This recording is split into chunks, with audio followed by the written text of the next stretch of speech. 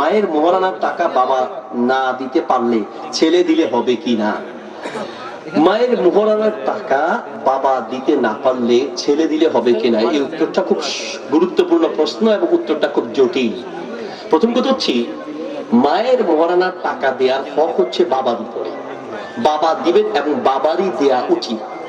কোন কারণে যদি বাবা দিতে না পারেন, তাহলে সেই ক্ষেত্রে সন্তান যেটা করতে পারেন, বাবার সম্পত্তি থেকে মাকে মোহরানার টাকা দিয়ে দিবেন, বাবার সম্পত্তি থেকে দিবেন।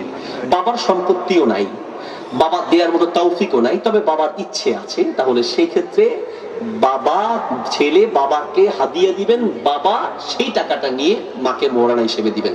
কথা কি বুঝতে পেরেছি?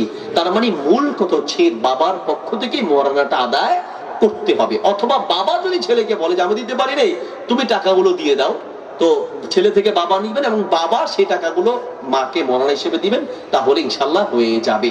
আল্লাহ তাআলা আমাদেরকে বোঝার তৌফিক দান করুন। অবশ্যই মোহরানার টাকা অত্যন্ত গুরুত্বপূর্ণ একটি হক, যেটার ব্যাপারে আমরা অনেকেই উদাসীন। আল্লাহ তাআলা আমাদেরকে এই হক আদায় করার তৌফিক দান করুন। জাযাকুমুল্লাহ খায়র, বারাকাল্লাহু ফিকুম, ওয়া আসসালামু আলাইকুম ওয়া রাহমাতুল্লাহি ওয়া বারাকাতুহু।